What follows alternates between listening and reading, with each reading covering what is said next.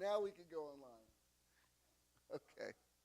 Welcome, welcome, welcome. Those of you who found a parking space, I realize they are like unicorns today. But you made it, and I'm sure there are other people on the way. Those of you who are logging on, welcome, welcome, welcome. This beautiful, nearly fallish. It's a little less summery. A couple of times this week I felt fall in the air. But anyway, we're all here. Let's get centered. Come on in.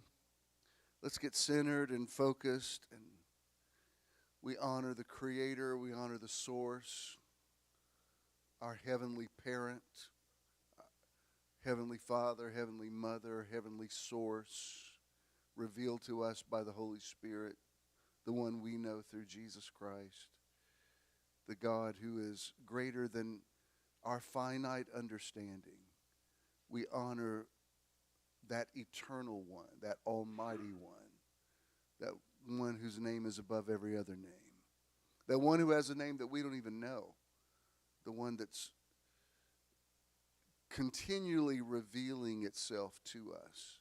We honor God. We honor the God. We honor the Spirit. We honor the Spirit of life. And as David said, bless the Lord, O my soul, and all that's within me. Bless his holy name. We bless that holy name. God is great and greatly to be praised. Amen. Let's remain standing. Let's do the Lord's Prayer. If you will, please. Our Father who art in heaven, presence of divine love and light that lives within us and within all of life, hallowed be thy name. We invoke the powerful creative nature of all that is sacred and holy. Thy kingdom come. We embrace the healing essence that is the kingdom of heaven within us. Thy will be done. We accept our greatest good as we align with our divine nature, on earth as it is in heaven, knowing that the affairs of our lives reflect our evolving consciousness. Give us this day our daily bread. Each day we receive great blessings from within and throughout all the activities of our lives. And forgive us our trespasses as we forgive those who trespass against us. We accept the divine nature of all things and all people, including ourselves, as we move away from judgment and toward greater awareness of divine presence. And lead us not into temptation. We shall be vigilant in expressing and experiencing the oneness with all life. But deliver us from evil, as we are learning to live without fault-finding and suffering. For thine is the kingdom and the power and the glory forever and ever. For we accept the consciousness of divine perfection with all its power and glory right here, right now, and forever. Amen. And so it is. Tell the person next to you, I'd rather sit next to you than I don't know, I can't think of anybody I'd rather sit next to than you, and then you may be seated.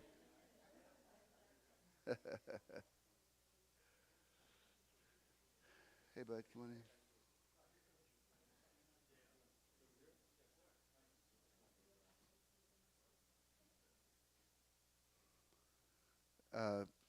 in. Again, thank you for being here and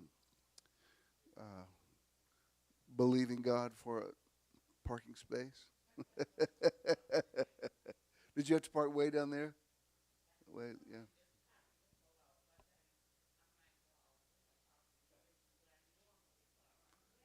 I don't know why it's like that today. I'm sure it's soccer, but I think sometimes they even do overflow from that venue next door.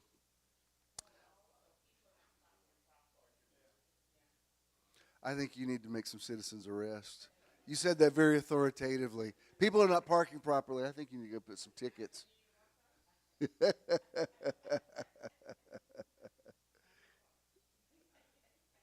uh, Two or three announcements. First of all, our outreach this month is environmental, and we're giving to the Conservation International, very well vetted charity, and we love the earth. We love our Mother Earth, and so that's where we're giving this week. Also, um, Johnny Almanza, the cello player, he's going to be here the last Sunday of September, and he's really excited about it. And I said, last time you didn't show, and he said, no, I'll be there, and I'll be there early. And I would tell you some other things we said to each other, but anyway, he'll be here. And it was actually in my memories this week when I first saw him 2 years. I can't believe that's been 2 years ago. And I took a picture of him, and I just posted. I said, "This guy's playing the cello out here beautifully." I just never, in my neighborhood, you don't usually hear cello players. I hear rappers and stuff, but cello players is a whole other thing. So anyway, he'll be here September 29th. And then we have Meditation Weekend number 23 coming up in Dahlonega. Listen, I keep noticing people say we can't make it to LJ. Like, we're not going to LJ. We went to LJ last year. We're going to Dahlonega. They're not the same thing. So although, I've lived in Georgia all my life. We go to the mountains all the time. I still don't know where anything is in North Georgia. I don't know what's close to what. Every time we go, it's like, well, I know we used to go to Howie's cabin that way, but then Dahlonaga's that way, and Chattanooga's that way. I don't know. Sometimes I think it's all right there together, right? No, it's not. Georgia's big. So don't go to, as the last year going to LJ, I went up a few days early to scout out a place for us to meet, and I stopped to get something to eat, and it was like a little sidewalk cafe, and there was a family next to me, and I asked them what they had ordered. It looked really good, so we started talking, and the wife said, "Is this your first time to Elijah?" And I said, "What?" She said, "Elijah, Georgia." I said, "This is LJ." She goes, "It is." She says, "We've been here 3 times. I thought it was Elijah." I said, "No." One thing about Georgia, however you think something should be pronounced, pronounce it the other way, and in Georgia, that'll be right. The city named after Lafayette is called Lafayette. The street named after Houston is Houston Street. And that's the way we do it down here, and we like it. We like to mispronounce things, by God. Oh, really? All right. All right, well then stay in Elijah if you want to, and then drive over to Dahlonega. And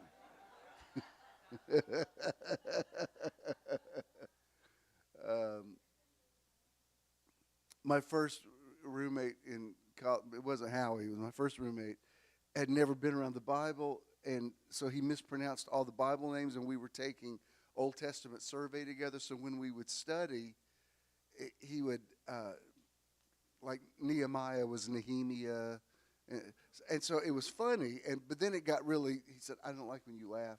So he said, "I haven't been around the Bible." So I tried not to, and then it got worse. And so I just had to bite my tongue a whole lot. Just thought I'd share these anecdotes with you that are clearly meaningless. I tell you what I think I'm going to do today. I think if it's okay, we'll just go ahead and get right into the teaching. Unless somebody's got something. Did anybody have a miracle or something this week that just a miracle that you found a parking space or what? Look at God.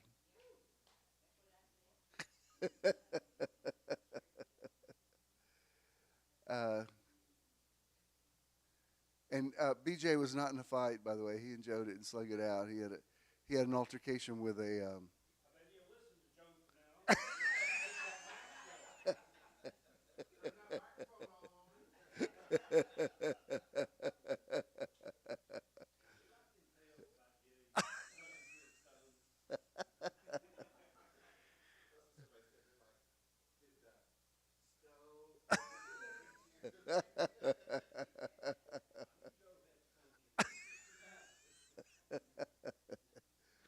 All right. Then we'll just get right into it if that's okay. And we speak into this atmosphere and we say, "Let there be light." Welcome to Metron Live, coming to you from the Atlanta Theater. Metron Live. Metron people, would you please welcome the podcast people? Let them know that you're here. And appreciate the feedback from the series that I started last week. I actually did a couple of 11:11s this week, and thanks for the good feedback on that as well. And what we're talking about is it's practical and profound. It sees life, making the most of what you have in your hand right now. I'm not going to look at the scripture today, but the scripture I used last week was out of the Message Bible, and it's where Solomon talks about, in Ecclesiastes, where he talks about whatever your hand finds to do it with all your might.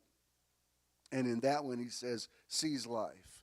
And I like the concept of that, not just seize the day, but to seize life and to make the most of it. And the point of the teaching is that everything you need is already inside of you. Sometimes, I know I've referred to this a bazillion times, but Danny had asked me one time, he said, where are we going with me? He said, he wasn't arguing with me, so I just want to be on the page with you. It seems like we're meditating more and praying less. I said, I don't think they're mutually exclusive. And I said, my feeling is if you get quiet in meditation, you'll find that the answers are already in you, and that is the God that's in you. Which he wasn't trying to be convinced. He just said, I just want to, know what you believe, so I want to believe it too. Isn't that what you said? I'm putting words in your mouth. And I do believe that. I think, honestly, I think a good piece of advice on the regular is shut up and listen. You know what I mean? If you'll just be quiet, even when something happens and you start overreacting to it, and you make a difficult situation even worse because you're panicking about it or freaking out about it.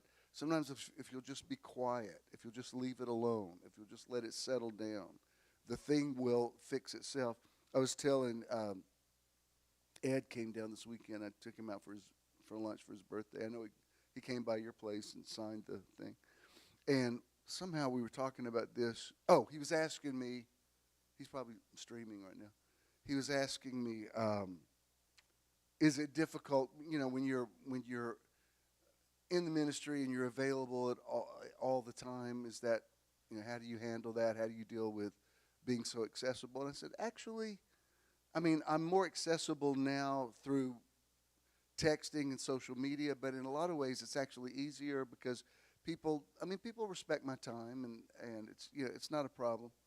But I said back in the day, Crystal, this used to happen a lot before cell phones.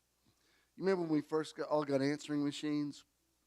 I would, back then I used to go in the office 5 days a week, and then all day on Sunday.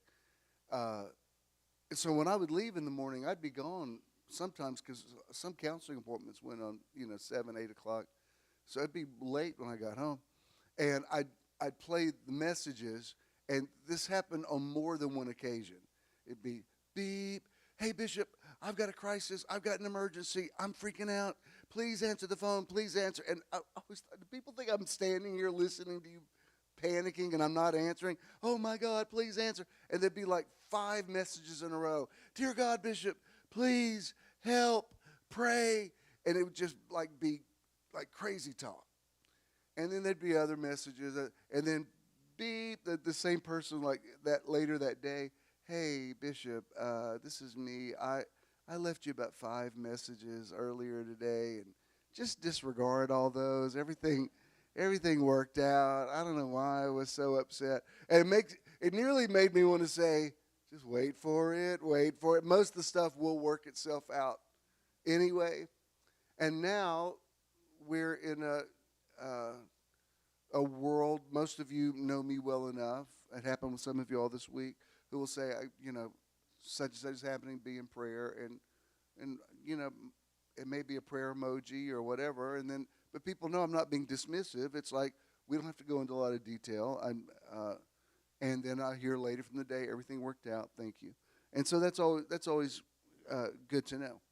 And sometimes I have to remember that. Like, when the thing happened with Mary and Martha, and Martha comes to Jesus and says, why don't you tell my lazy sister to get in this kitchen and help me? And it's the way Jesus says her name twice. It sounds so sarcastic to me. He says, Martha, Martha, you're troubled about many things. If I were Martha and been trying to cook dinner for everybody and my sister wasn't helping out, I'd be like, I'm about to trouble something. You're going to be, because when this is over, you're going to want, you're going to want some food. Not the last time I took Ken to the doctor, but the time before, the neurosurgeon had changed what she said in the beginning of the conversation. It was a whole thing about you have to get the CTA scan before your next thing. It's like she had switched gears in the middle of it. So I said, excuse me, I hate to be, sound like I'm not following you, but which thing, like what time frame do we have to get this done? So she was very patient. Well, when we were checking out, I said to the lady, she said, you need to call as soon as possible because we're really backed up on CAT scans and you may have to go up to Woodstock or somewhere like that. And I said, that's fine. I said, could you just, and I swear I said it in just this tone of voice. I said, could you just tell me one more time, what's the window of time that we have to get this done before his next appointment? Because if we don't get this done, there'll be no point in the appointment. And she said, sir, calm down. And I wanted to go, are you serious? What? I'm literally just asking, when do we get this thing done? Because I've got to remember this. And she actually came out later and said, I apologize. And I thought, what did I say that was so? I'm just asking, what's the window of time to schedule this thing? And I hate when somebody tells me to calm down. Doesn't it make you just want to be not calm? When somebody says calm down, I'm like, I'm about to calm this situation down, especially when you're totally calm. Anyway, cleansing breath. And also, you have to know, like, if you've ever been to the DMV or a counter at the airport, those people have been yelled at all morning already.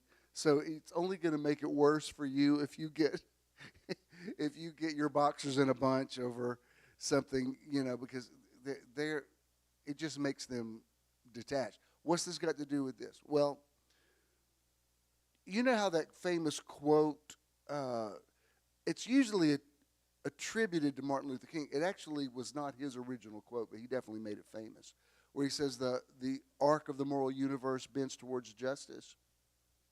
It's a very optimistic thought that, the universe wants to right itself. I mean, R-I-G-H-T itself. And I believe that's the way life is. Life wants to work out for you.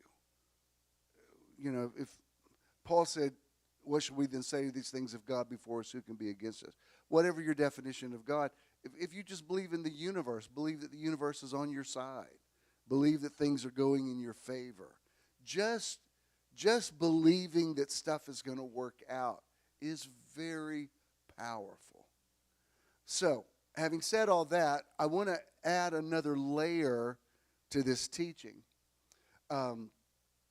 Not just about, come on in. I want to take it more in the route of abundance.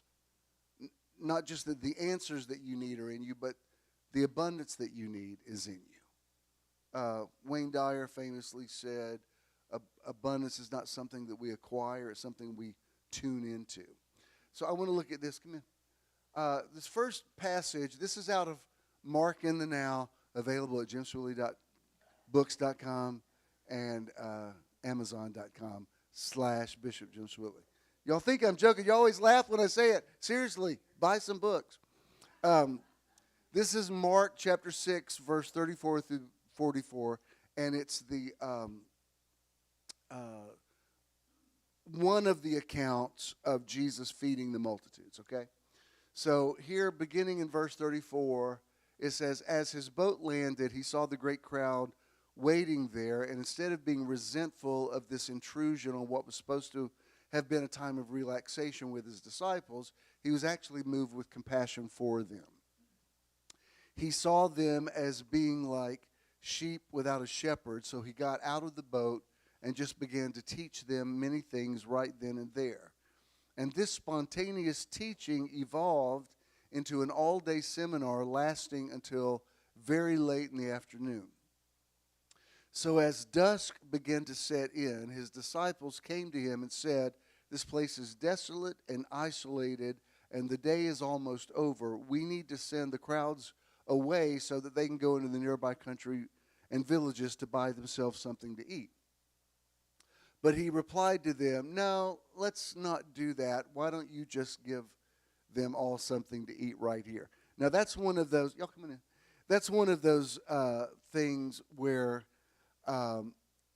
it's easy for the person in charge to say that, but you know, when you've got a staff that's got to figure out how to do it, that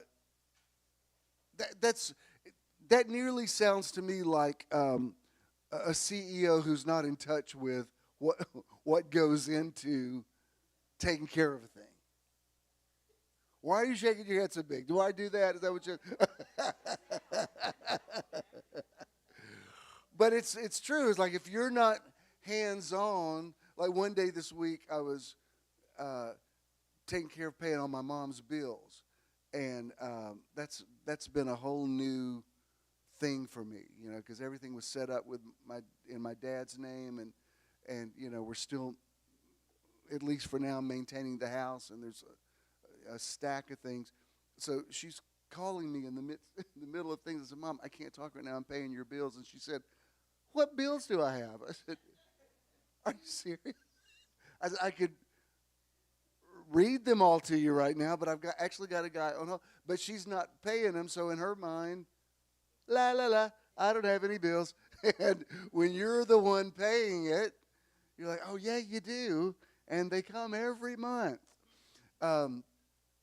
So when Jesus says, "Well, just feed them." Now, again, you know, back then, women in Bible days were virtually invisible. So when they say 5,000, that's an estimate of 5,000 men. So when you talk about men who probably had women and children with them, you could be talking 10, 15,000 people, easy. I mean, a sea of humanity. And Jesus just very, in a cavalier way, says, "No, don't send them away, feed them." Like, okay, how does one do that? Now, before I read the rest of this, I have held to this idea for years that there's nothing more liberating than an impossible situation. You feel me on that? If there's a possible way for you to work it out, it's stressful. This is what I always say. If the IRS says you owe $3,000, that's going to be, you know, like, "Oh no, what are we going to do?" If they say you owe $30,000, oh my God, we've got to talk to somebody and work out a payment plan. If they say you owe $3 million, you know what? They just set you free. Because you're like, make it $3 billion while you're at it. Because it's if there's something like 3,000, you could probably swing that. 30,000, you could figure out a way. 3 million, like, say what? But when there's nothing, when it's like if it had been 20 people there at a meeting, like for this size crowd, if we said, "You know what? If I said, Avery, we need to feed these people," that wouldn't be an impossibility. I mean, you could call for some pizzas or something. We're not doing that this morning. Like, "Oh, there's food?" No. Settle down. Calm down. But when you're talking about thousands of people, that's a whole issue. Where do we get the food? How do we cook the food? How do we get the food to the people? Do they need utensils? Do they need plates? I mean, there's a lot to catering. That's why back in the day when we did a lot of dinner, like all day, not all day dinners, but you know what I mean, like potluck dinners, we'd always say to people, please bring a way to dip it. We don't have utensils. And people would say, you don't have, like, there's a casserole, and there's no way to get it out of that thing onto this plate. I remember Klesko, the baseball player, said to me one time, he said, what the biggest aggravation in my life is people asking me for autographs who don't have pens. And they assume I'm walking around with a pen. I just played a baseball game. I'm in a baseball.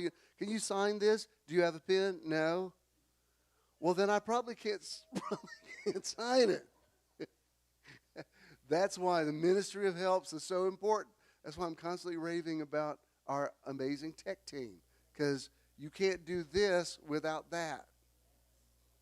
One other anecdote, I remember when Clinton was president, he was signing something into law, and he's using an old school fountain pen that apparently FDR had used. So he makes this big speech about, before he signs, he says, I just wanted to talk about the pen is mightier than the sword, and Franklin Delano Roosevelt signed legislation that I'm using the very same pen. He was like connecting the dots between him and FDR. He just went on and on and on about it. Well, he starts writing, and the pen doesn't have ink in it. And you could see it just went all over him, because he's made this 5-minute speech about the pen, and the pen doesn't work. And you could see he looks at his staff like, could somebody put some ink in this pen? And they're looking at him like, these are all young people that probably didn't even know that fountain pens had to be filled with ink. They were completely unaware of that. They just looked at him blankly, like, next time, Bill, just get a Bic or something. Something is going to work. And even then, scribble a little bit first before you make sure it's working. So when he says to them, he's basically, he might as well have said, all these dead people out here, why don't you go raise them from the dead? That's how impossible it would be. Especially, they're nowhere near food. They're nowhere near a grocery store. He's just basically asked them to perform a miracle. And so they said to him, are you suggesting that we take money and go ourselves to buy them enough bread to eat and then get back here before dark to serve it to them? Because people who are the wheel in the middle of the wheel or the wind beneath the wings, they're the ones that have to think about how would we do this? That's why back in the day when the church was big, if I had somebody come up and say something on the stage, I would tell them somebody's going to hand you a mic, and when you're through, you hand that mic to them. Because if people don't know that, and there's a whole thing that goes with the other thing that used to stress me out back in the day. I used to make the coffee house circuit, where I'd go around a lot of these Christian coffee houses in the 70s were a big thing. And when my first album came out, I would go around and play these places. I can't tell you how many places I would go, because I would sit at the piano and play. And you have to have, if you're sitting at the piano and play, you have to have a boom mic. You have to have the mic that goes this way. It's got like an arm on it. I can't tell you how many places I would go, and they'd say, well, just play. And I'd say, do you have a boom mic? A what? Oh, this isn't going to go well, because I'm trying to play the piano with, anyway.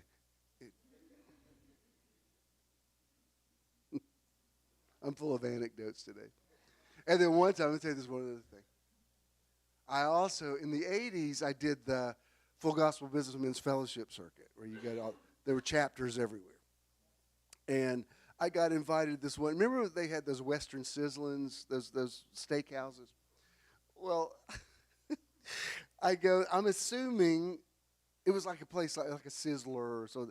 I'm assuming our meeting's going to be in a meeting room, like with a folding thing or something. Well, it wasn't.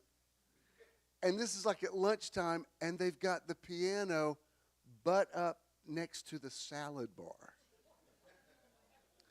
So I said, I'm supposed to play this? And they said, yeah, it's fine. You won't bother anybody. I was like, well, yeah, they might be. I mean, there's like ranch dressing on the piano. And this is back in the day. I was so charismatic back then. When I led worship, I'd lead everybody in singing in the spirit. Shandalabaha, and we're like, I'm playing and singing in tongues, and people are walking around me.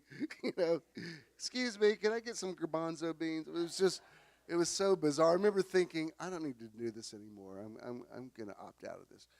But the point is, people who have never been on the performance side don't think. Shauna, I'm sure you've got 1,000 stories of things that somebody forgot to do, and they think you're being a diva. Not you, but they think you're being a diva just because you ask for stuff, and you think, well, I can't do my thing without the stuff. You have to have the stuff.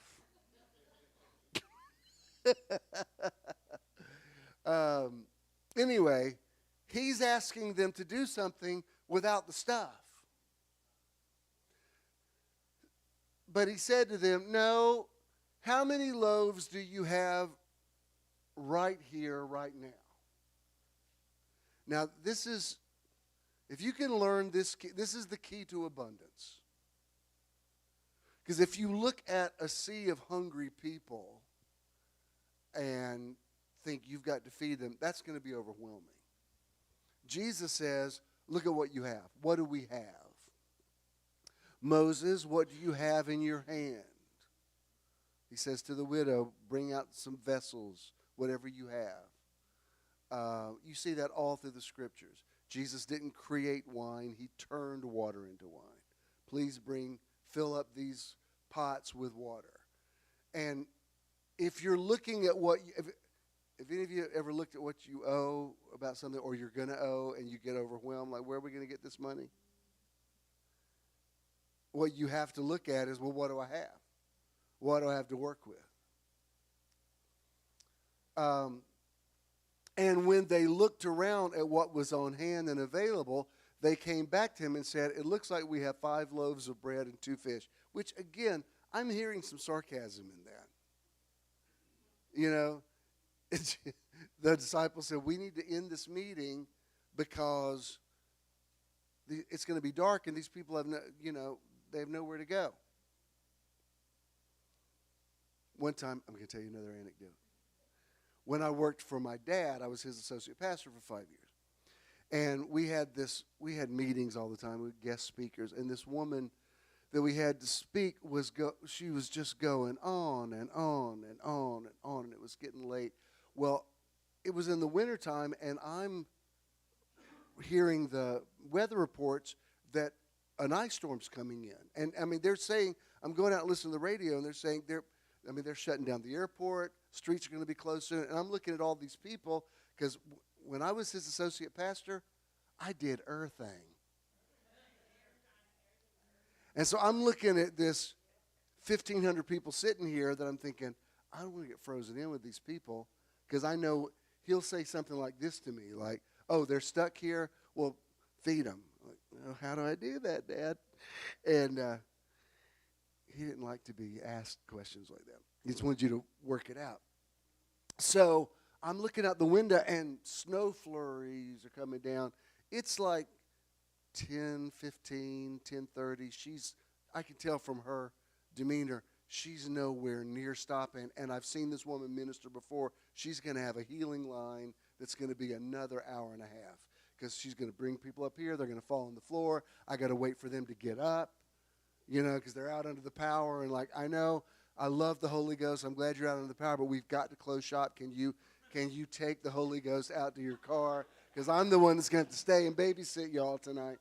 So at a certain point, I go up to my dad and I whisper in his ear. I said, Dad, I don't know what you want to do about this, but there's an ice storm and it's coming in hard. And I can already tell these streets are getting frozen. We might want to, get a message to her or something. Well, she looks at him and says, Pastor Swilley, I know what it's like when your kids want to ask you something at an inopportune time. I thought, oh, lady, no, you did not. And she said, I was preaching one night, and one of my kids walked up in the middle of my sermon and asked if I'd wash their blue jeans. I said, lady, you don't even know. Well, you think I'm saying something frivolous? I'm trying to. We never had her back again. But the point is, when you're the one who's doing all the work, that's why if you ever notice, if any of you have ever talking to me here, and I see Michelle trying to come down these stairs with her heavy thing, that's why I always leave you in mid-conversation and go help her down, because I'm just aware. I'm aware that people are doing stuff. And if you've ever been on that side of ministry, which I have been. I'm not tech team now, but I have been. You name the you name the job, I've had it, and I know what goes into behind the scenes. Can I say this part of it is nearly the least part of the ministry? The ministry is all the other stuff. That's why I don't miss having a ginormous building. I took, when Howie was in town last time, he had never seen it before, so we were in Conyers, so I drove him around. What used to be the youth building's not there anymore. They tore it down because I think they thought a road was coming through. But he said, wow, this is a lot bigger than I thought. I said, and I don't even remember now how many doors there are in that building. With all the exits, I want to say 27, I think. It might even be more than that. I said, let me tell you, there's a lot to getting all these doors locked. And when you got late meetings and people are in here and you don't know who's all's out of the building, that's why I don't mind nice little compact theaters. I can walk in and walk out.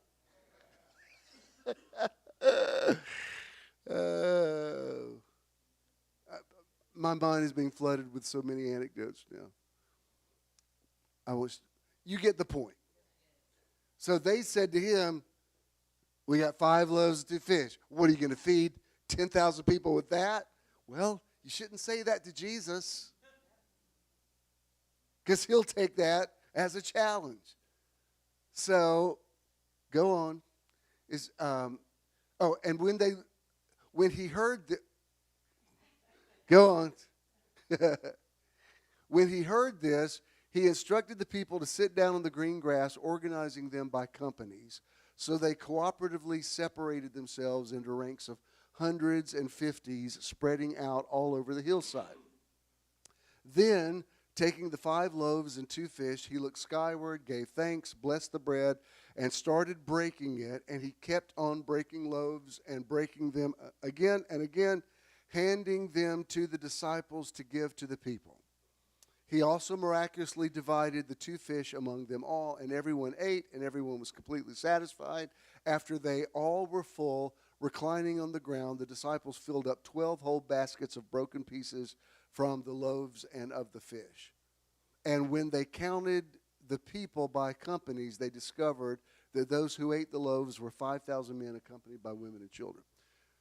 The point of it, I could make this point just as easily with the story when there was one time where the disciples, they needed to pay taxes, and Jesus told them to go look in a fish's mouth.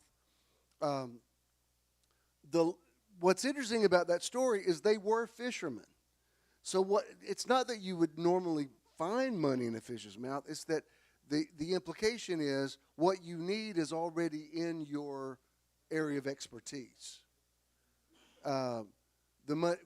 If you're an attorney, the money's in the retainer. You know what I mean? It's like the fish's mouth is symbolic of just provision. Has this ever happened to you? This has happened to me a lot, where somebody will bless me with a gift, like a nice gift, a monetary gift. And like somebody give you like $1,000 or $1,500, you're like, oh my God, this is awesome. And then like 48 hours later, you've got this $1,500 bill to pay. And you think, oh man, I got to use that money. And then you think, what would I have done if that person hadn't given me that? What would I have done? And that's precisely the point. God foresaw that that thing was going to come up, so you had the provision ahead of time. There's honestly, there's no lack in the universe. There's a misperception of things. You have everything you need. You have access to everything you need. And that's what this is about. The fact that he says, what do we have? Remember this week when you get a bill that you weren't expecting. And before you get upset about it, ask yourself, well, what do I have? You still got a bank account? Yeah.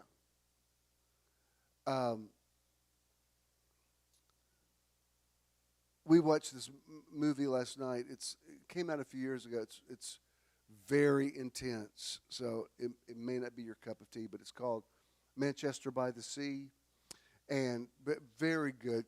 Casey Affleck won an Academy Award for his performance. Well deserved. Bottom line is, his brother dies, and he ends up having to take in his 16-year-old son. And a lot of the movie is preoccupied with him not wanting to move to this city, but to move the boy back to where he is. And there's a lot of friction. There's more points to the story, but I'm making a point here. And the young boy wants to stay in Manchester because he has a fishing boat, and he said, I'm trying to save up money because I want to buy a new engine for this boat, and I want to stay here and keep working. And so they have there's a lot of turmoil, and it is not light fare. It's a very intense, sort of dark movie. Very good though. And there's this one point where, he's the kid saying, you don't even want me, I don't want to. And the thing is, his uncle didn't want to be there. He had his own situation to deal with. But there's this moment where they're in the house of the father who had died, and he gets up, like they had just had nothing but tension this whole movie, and he gets up and goes, there's a gun rack that the brother who was deceased, he had owned these guns. And I thought, oh, God, please don't tell me this is about to go. I don't want to see what's about to happen. Because there had already been some pretty intense things in the movie. I thought, oh, y'all are going to lose me on this. But the kid follows him in there. He's just standing there looking at the guns. And he says, what? Are you going to shoot me or are you going to shoot yourself? I'm like, oh, don't say that. And he says, do you know how much you could get for selling these guns? And I thought, where's he going with this? And the kid just looks at him and he says, you probably have enough to buy a new engine for that boat. And just when he says that, the entire, it's beautifully directed, because the entire dynamic between them changes. Because what he says is, what do we have? Like, I'm never going to use these guns. You're never going to use these guns. We could sell these guns and have the money that you need. And it changed everything. Let me tell you something. When people believe they're in lack or in desperation, people do a lot of stuff. I don't even want to say crazy stuff. I tell you, I have to deal with it a lot because around where I live, there's not only a lot of homeless people, there's a lot of aggressive homeless people who, this is a relatively recent thing in the last 2 or 3 years where people not only walk in traffic but come up to your car and knock on the window. And it's very, when people are in your personal space, especially at night, I don't like it. I'm like, Mayor Dickens, can we just, I love the homeless, but can we just let them not come? I'm nearly hitting them at night because I can't see them.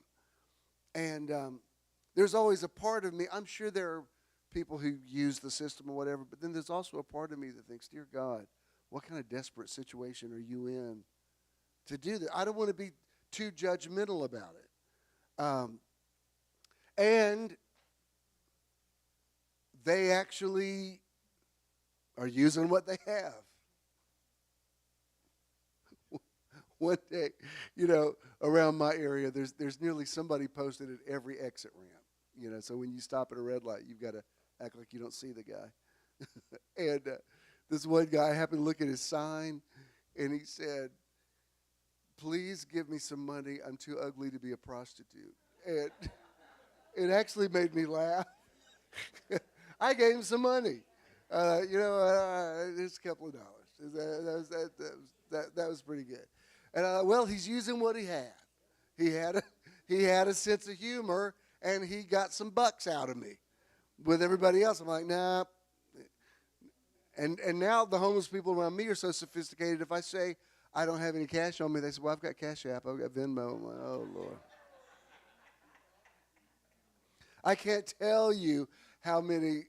Of course, I'm a bleeding heart liberal, apparently, but so many of these, especially young African American guys, are raised. They're not homeless. They're like fundraisers for their basketball team, and I never want to think I'm the indifferent old white guy that doesn't care about. Like, I want to know. No, I really support what you do. They all got Cash Apps. I'm sorry, bud. I don't have anything. I got Venmo. Oh Lord! I'll look at my Venmo like, who is that? Who did I give to? Oh, that's that guy.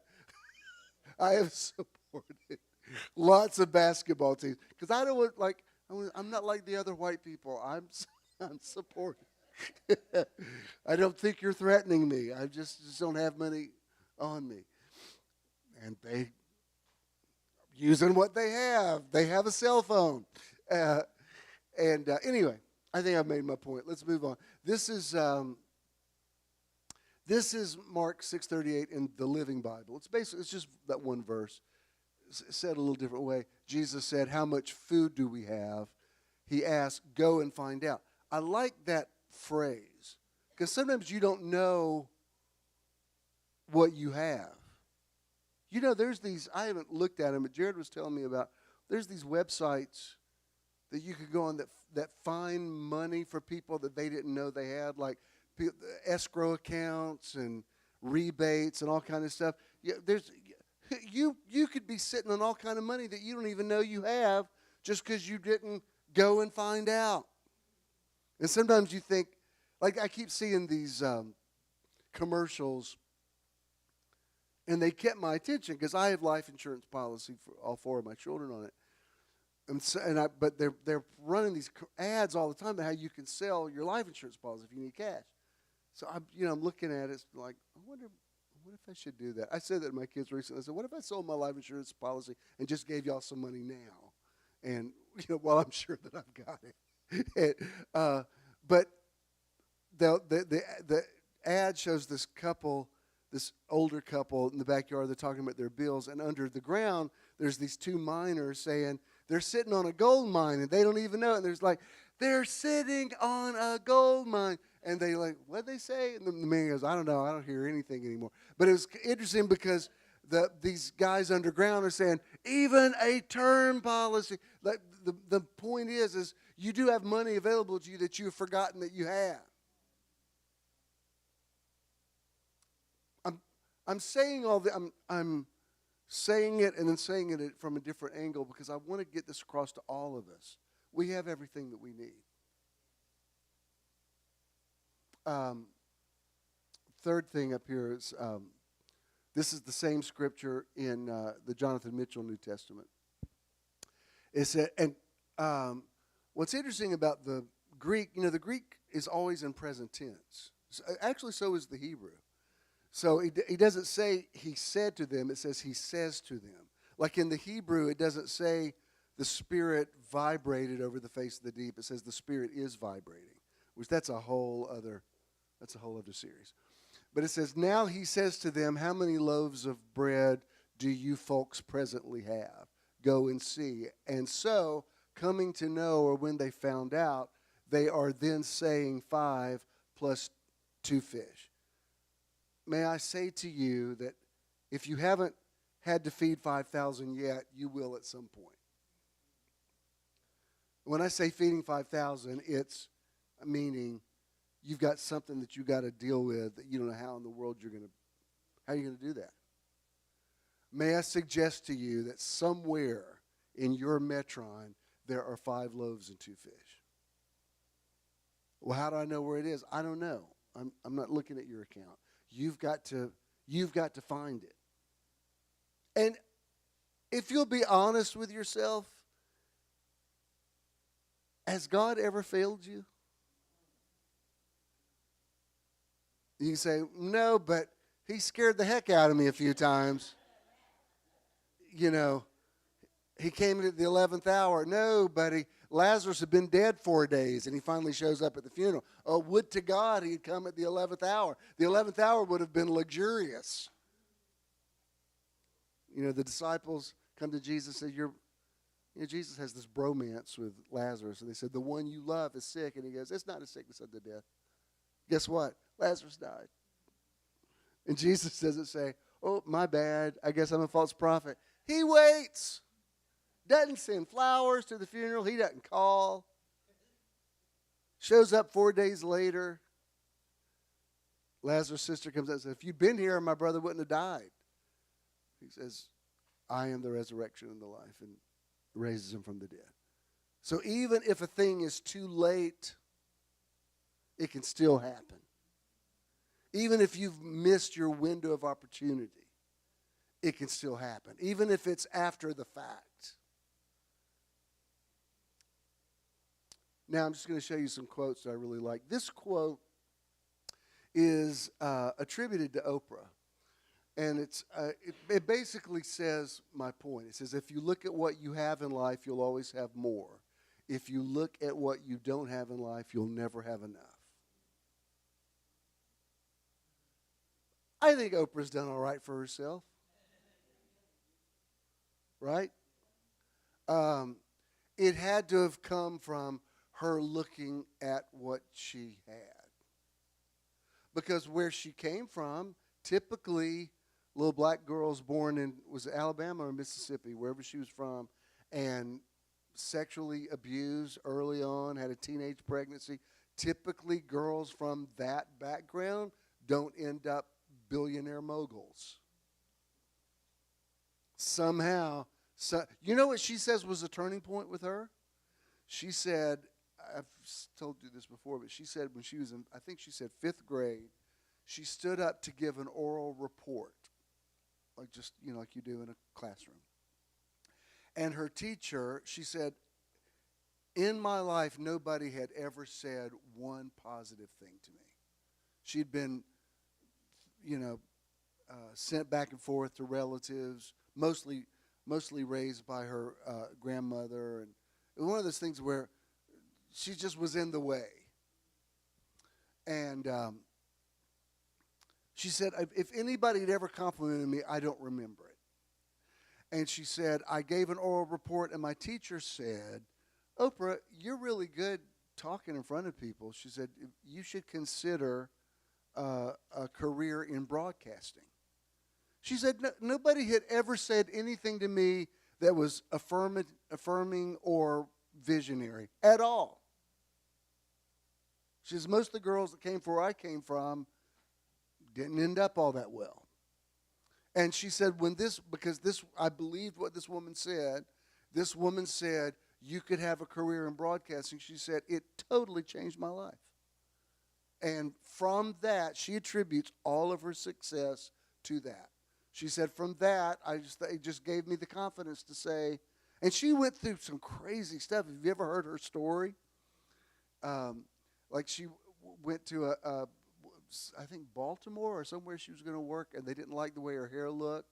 And so she goes to a place and couldn't find a black beauty shop. So she asked this white beautician, do you do black hair? She said, oh, yeah, it's no problem. Well, what she did caused Oprah's hair to completely fall out. And this was like right before she was about to do her audition. I mean, that's the kind of thing that could deter you. To say, like, I got to make this in this world of mostly white, not just white people, but white men who don't want a woman in taking their job. I mean,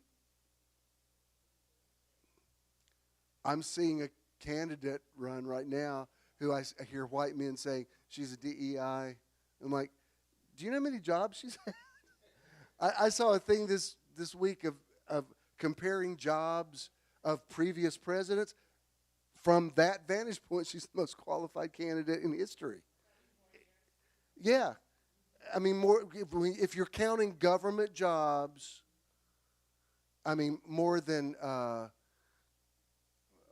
Kennedy, more than Nixon, certainly more than Trump. It's like I took a screenshot of it because, you know, when it gets to her qualifications, it's off the chart. And people saying, yeah, well, she just got that job because she's black. But you know what? She's probably heard that. Black women in positions like that have already heard that. I don't know what people think you haven't heard. When I first came out, I probably had that passage in Romans chapter 1 cut and pasted to me. I'm not exaggerating. I think 5,000 times. And I would say, do you honestly think in 50 years of preaching, I'm not familiar? See, I've offended Eddie. I'm sorry. He's leaving the church. You don't have to tell me. You don't have to tell me the details. TMI. He's leaving. He's going to start his own church. We're going to have a church split at Metron. But you know, when people say something, you think you honestly think, I haven't heard that. Anyway, I love this concept because if you look at what you have in life, you'll always have enough. This is why people listen to me. Counting your blessings is not some lofty idea. It's a practice of practicality that you need to do on a regular basis. Because I promise you, if you don't count them, you forget them.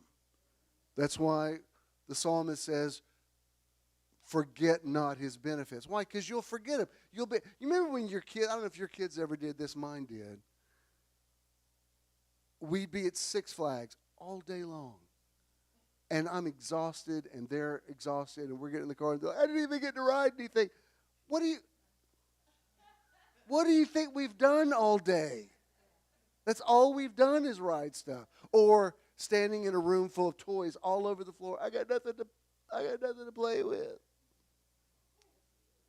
Or, and this is not just relegated to women, but usually women get blamed for this kind of thing. Looking at a closet full of clothes saying I got nothing to wear.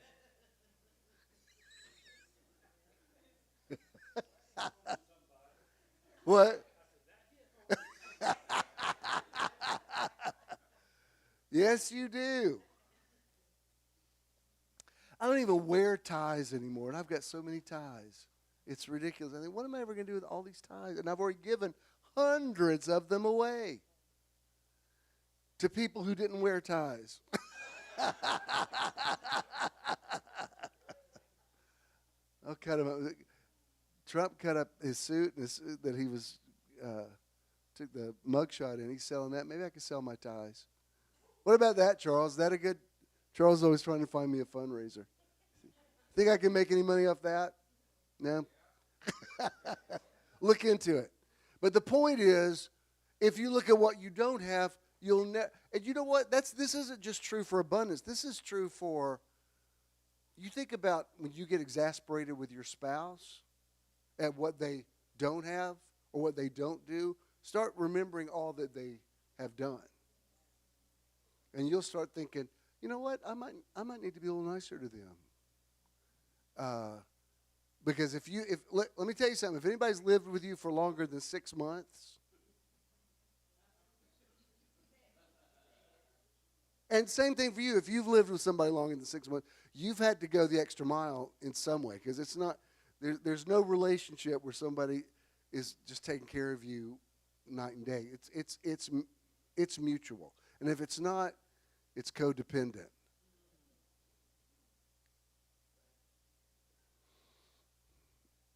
Sometimes you think, I could do better. Could you really? Why, when I was young, I had so many girlfriends. Like, yeah, well, that was, how long ago was that? When I was young, the men were lining up. Yeah, when was that? That was about 25 years and 37 pounds ago. Mm-hmm. Congratulations. Next Tuesday, the Cold Glazers they're about to go scuba diving again in one of their exotic locations. They're such a cool couple. Congratulations on 41 years.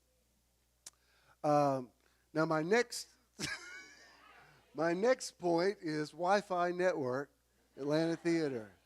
Choose this device. The devil. It's just some more quotes I was going to show you. I mean, if you can't find them, it's fine. What do we got?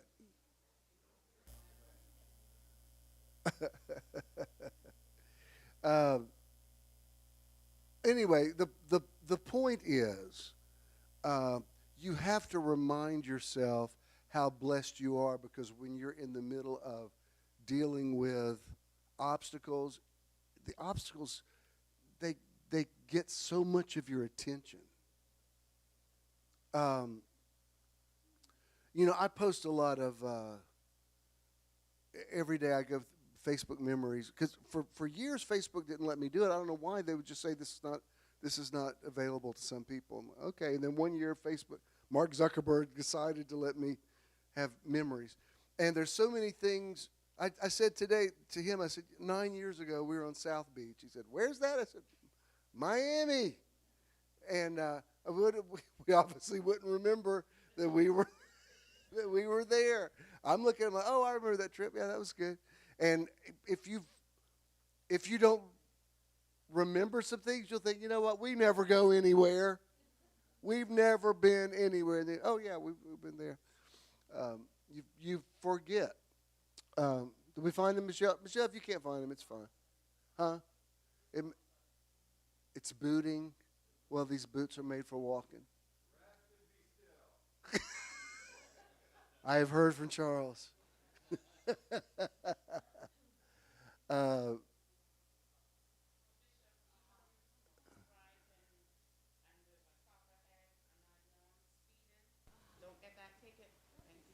Yeah. Every little thing. Totally. If you didn't hear what Heather said, she says, even if you see those blue lights, you're like, oh crap. But it's not you, and they go, and you're like, His mercy endures forever. Surely goodness and mercy shall follow me all the days of my life. Yes, good point. Was it you? I love this. Debasish Merida says, abundance is not the absence of scarcity. It is the presence of abundant mentality. It's Jesus saying, what do we have? Don't tell me about the 5,000 or the 10,000. What do we have? Everybody has something. Did you ever have, when you were in like elementary school, did you ever read or have someone read to you the story of stone soup? Do you remember that? Where this woman, all she had was a stone, so she puts it in hot water, and somebody comes along and says, what are you making? They said, I'm making stone soup. And they said, well, I have some celery that would go good with that. It's really a story about community and how it takes a village, but it's such a beautiful story because everybody is inspired by her sense of abundance. And do y'all know what I'm talking about? And they end up, everybody keeps coming by putting something in the pot until she has this wonderful, that's a perfect example of what I'm talking about. What do I have? I got a rock. Well, I'm no chef, but I don't think you're going to get any soup from that. Well, you might can if you're savvy and have some wits about you. You can figure out a way to make it happen. The next one I want to show you is by Eckhart Tolle. It says, acknowledging the good that you already have in your life is the foundation for all abundance. I promise you this. I'm not saying that clinical depression is not a real thing. It is. I'm not telling you not to take meds. Do what you have to do. I am saying that when you're just in a basic funk, gratitude more than anything else will get you out of it. I was on the way over here. I put together a little playlist of songs with the theme "blessed" in them, and the song, I don't even remember this guy's name. It was on a rerun of a Kelly Clarkson show this week, but the song is just is the way he says it. He goes, "I'm blessed, blessed, blessed, blessed, blessed, blessed. Life is too short to be stressed, stressed." And there's something about just the cadence of him repeating the word "blessed" over and over again. I thought, I like that song. I downloaded it. And what's that? Oh. I just like the idea of remind yourself how blessed you are. When you're sitting in traffic, well, you know what? At least I'm in a car. Is it hot outside? Yeah, well, at least I've got air conditioning. This year, we have made it to September, and somehow my air conditioner, I don't know. I don't even want him to go up there and look at it. It's like, don't touch it. Don't mess with it. Because when I met him 12 years ago, a guy who told me it needed to be replaced. And he went up, we first met, he tinkered with it or something and sort of fixed it. But then, what's the thing that they don't have now? It's like a different kind of, it's a different kind of Freon now. Like the Freon that you used to use, they don't even make it anymore. Like the last guy that came out, we had to go like on the black market. I'm sure it was illegal. He had to meet a guy in little 5 points and know a password. And he said, "I'm going to put this in here, but after this, you're going to have to replace this." And the quote was like $11,000 or $12,000. I thought, I don't want to pay that right now. And so this year, because I like some cool air, and every time I turned that thermostat down, I'm like, and somehow, I'm not saying, we'll probably have some more warm days, but I made it to September the 8th with air conditioning. We don't even know how. It's miraculous. Even if I went home this afternoon and it finally conked out, I'd be like, you know what? At least I made it through another summer. I can hold on to next year, Jesus. Who knows what might happen? He keeps buying lottery. I've never bought one. He buys them all the time. He could win the lottery. I could buy air conditioners for everybody in this place. You don't know. He was upset because he didn't buy him this. I want to say, don't worry about it. You're not going to win that. I thought, well, don't put that mojo on it. Maybe he will. He's consistent with it. Sure, why not? Other things have happened. But this morning, when we left, I cranked it back up, turned it off, and I'm like, thank you, thermostat. Shh. Tiptoe out. Don't let it know that it's miraculously still working. Gratitude, baby. Every time I hear it click on, I'm like, thank you, Jesus. Thank you, Jesus, for that air conditioner. And then finally, Susie Orman, you know her. She's that financial consultant. She says the essence of abundance is to feel good in your own skin. I don't think that's a superficial idea.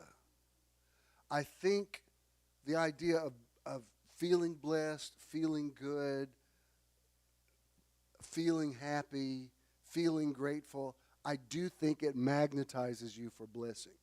Because you get, I did a teaching about it this week on 11:11. You get back what you put out.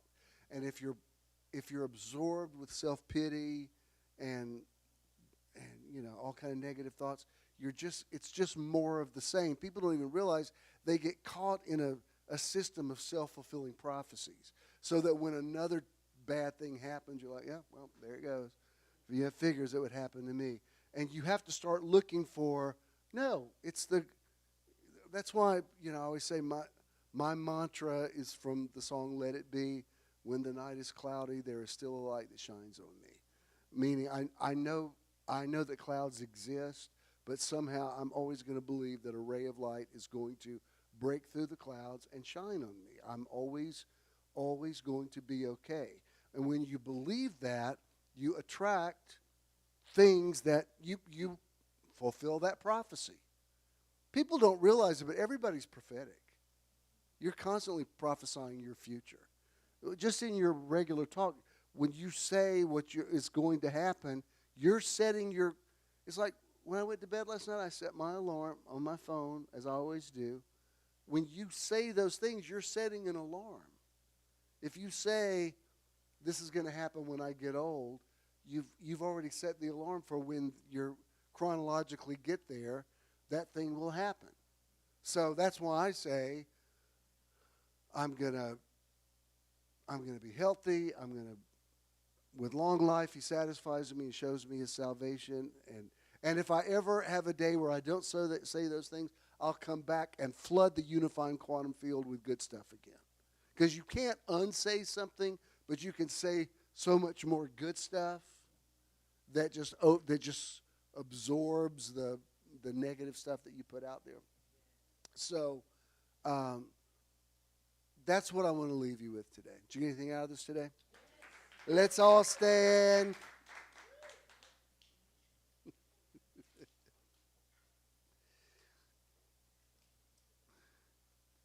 That's what BJ practices, this principle when he takes pictures, but I don't have a big crowd. He knows it. He says, what do we have? Well, I got 3 on the front row. All right. Takes pictures of them. There's a way you can crop it. People say, oh, my God, where do you seat the people at Metron? I'm like, well, God's been good. What can I do? What do you? That's why I like to have my official photographer who I can oversee, because some of y'all like to take pictures of empty seats. I'm like, I don't like that. I don't like empty seats. I like to crop that picture of Jesus. I want to create my reality. Some people say, well, that's lying. No, it's not lying. There are people here today. It's never as many as I think there should be. So let's create what I think it should have looked like. What do we have?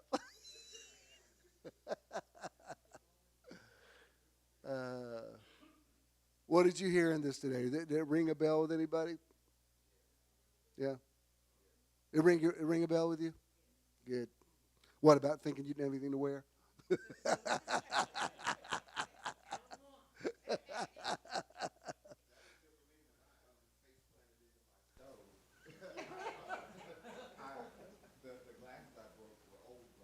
So I'm like, okay, well, that's a good thing. Right. Yeah. Well, even, last Friday night, we went out to eat, and I was paying for dinner, and they said, your card's been rejected. I'm like, what the heck? There's money in that. Well, there was a question they had from a previous charge, so I called them, and I'd already called them earlier that day about it, and she said, do you recognize this charge? I said, how? It was like $28 or something. I said, no, I don't know what it is, but please don't cancel. I don't want to block my card. I'll just pay it. She says, no, sir, it's like, if you don't recognize it, it could be somebody have access to your account. I said, all right. How long does it take to get another debit card? 5 to 7 days. But what's good is, I always end up downloading all these like little $5 apps for like picture tweakers and stuff that I end up never using. And so now I'm getting this flood of please change your payment things. And I'm like, good. I needed to delete that, and I totally forgot I had that. I've never even used that. You'll see some app that you can make your pictures look like, I'm a sucker for those. Well, when you download a bunch of them, I got pages and pages and pages of apps. Like, I don't remember that. I don't even remember I had it. And so now I'm thinking, and my new debit card came, and it worked, and you have to go through all your apps again, Starbucks, Uber, and change it out. But I thought, you know what, it's actually a blessing. I went through and purged a bunch of stuff that needed to be purged. I totally forgot because I don't know what I'm paying on. I'm scrolling down like, I don't know what that was for. Because you think, well, it's only $5. Well, when there's lots of $5 ones, they add up. I feel like I'm doing a financial seminar. Speaking of finances, hit it, please.